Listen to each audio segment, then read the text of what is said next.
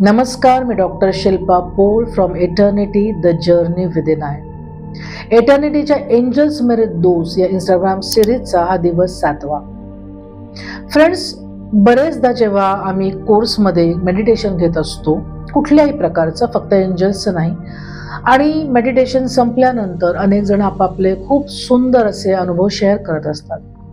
पण त्यापैकी काही जण मात्र खूप ब्लँक असतात. त्यांना काहीच दिसलेलं नसतं, काही समजलेलं नसतं, कुठल्याही प्रकारचा त्यांना अनुभव जाणवत नसतो. बरेचदा मेडिटेशन हे पूर्ण होत नाही, कधी झोप लागल्यासारखं होतं. तर जे काही सांकेतिक एंजल्सचे मेसेजेस त्यांना येणं अपेक्षित असतं, अशा प्रकारे कुठलीच जाणीव त्यांना झालेली नसते. आणि मग ते अजून संभ्रमात पडतात की नक्की माझं मेडिटेशन झालं का, नक्की मी प्रेयर व्यवस्थित केली का, एंजल्स माझ्यावर रागावलेले आहेत का, माझ्यामध्ये ते नाहीच आहे का एंजल्सला कनेक्ट होण्याची क्षमता, असे अनेक प्रश्न येतात. एंजल्सचे मेसेजेस हे इंट्युशनल असतात आणि आपली इंट्युशनल कपॅसिटी तेव्हाच जास्त महत्त्वाची असते, जेव्हा जास्त तीव्र असते, जेव्हा आपण इतर सगळ्या विचारांमधनं स्वतःला दूर केलेलं असतं. जेव्हा जेव्हा तुम्ही एंजल्सना कुठल्याही प्रकारची मदत मागता, तेव्हा त्या क्षणी, त्या वेळेला तुमचा जो प्रॉब्लेम चालू आहे त्या व्यतिरिक्त इतर सगळे विचार तुम्हाला बाजूला सारायचे. थोडंसं मेडिटेशन करा, ध्यान करा, श्वासावर लक्ष केंद्रित करा, इतर विचारांपासून कट व्हायला तुम्हाला मदत होते. आणि मग तुम्ही एंजल्सना मदत मागू शकता त्या स्पेसिफिक प्रॉब्लेमसाठी, ज्याच्यासाठी तुम्हाला लवकरात लवकर उत्तर हवं आहे, त्यांची हेल्प हवी आहे.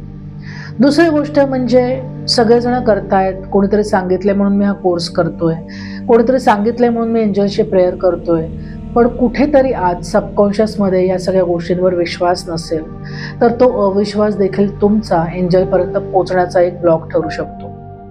तिसरी गोष्ट म्हणजे जर तुम्ही कुठल्याही प्रकारचं नकारात्मक काही मागत असाल, कोणासाठी काही वाईट चिंतित असाल, कोणासाठी काही वाईट मागत असाल, रागाने, लोभाने, तुम्हाला असं वाटते तुमच्यावर अन्याय झालाय म्हणून समोरच्याचं काहीतरी वाईट व्हावं, अशी पुसटशी देखील जर तुमच्या मनात कल्पना असेल, तर एंजल्स तुम्हाला कनेक्ट करणार नाही. त्याच्यानंतर फार महत्त्वाचं आहे की आपण खूप लॉजिकली विचार करायला जातो. आपल्याला एखाद्या विशिष्ट पद्धतीने एंजल्सचे मेसेजेस हवे असतात, आपल्याला लागली समजेल अशाच पद्धतीने एंजल्सने सांगावं असं आपल्याला वाटत असतं. तर लॉजिक किल्स युअर मॅजिक. तुम्ही जर तुमचं लॉजिकल माइंड वापरायला गेलात तर तुम्हाला त्यांचं मॅजिक कधीच कळणार नाहीये. त्याच्यावर विश्वास ठेवण्यासाठी पूर्णपणे तुम्हाला सरेंडर व्हावं लागतं. जसं तुम्ही तुमच्या देवाला किंवा आराध्य देवाला, ज्यांना तुम्ही पुजता, जसं गजानन महाराज आहेत, स्वामी समर्थ आहेत, साईबाबा आहेत, किंवा ज्याही कोणाला तुम्ही मनापासून मानता आणि त्यांच्यावर 100% विश्वास ठेवून त्यांच्याकडे काहीतरी मागता, त्या श्रद्धेने, आस्थेने आणि त्या सरेंडरने जर तुम्ही एंजल्सकडे मागितलं तर तुम्हाला लवकरात लवकर त्यांचे मेसेजेस मिळतील. सुरुवातीच्या काही व्हिडिओजमध्ये सांगितल्याप्रमाणे जर ध्यान धारणा, मेडिटेशन जर तुम्हाला सवय नसेल तर एंजल्सचे मेसेजेस समजायला वेळ लागेल. ते यायला लागले तर सुरुवात होणार आहे, पण ते समजायला की हे मेसेजेस आहेत किंवा हे मेसेज आपल्यासाठी आहे, मी जे मागितलं होतं त्याचंच हे उत्तर आहे, हे समजायला थोडा काळ लागेल. पण जर तुम्ही रेग्युलर प्रॅक्टिस केलीत, आपल्या ग्रुपसारख्या ग्रुपमधनं जर तुम्ही मार्गदर्शन घेतलं, तर हे सगळं डिकोड करायला तुम्हाला नक्कीच लवकर मदत होईल. तेव्हा हा व्हिडिओ लाईक करा, ह्याच्यावर कॉमेंट करा. तुमचे काही प्रश्न असतील तर आपण ते कोर्समध्ये नक्कीच कंप्लीट करू.